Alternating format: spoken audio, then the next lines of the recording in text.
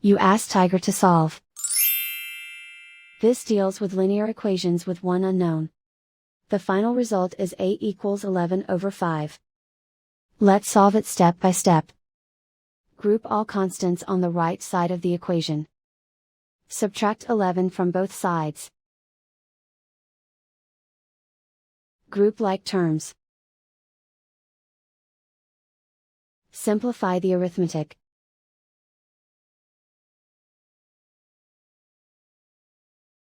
Isolate the a. Divide both sides by -5. Cancel out the negatives. Simplify the fraction. Cancel out the negatives. And so the final result is a equals 11 over 5.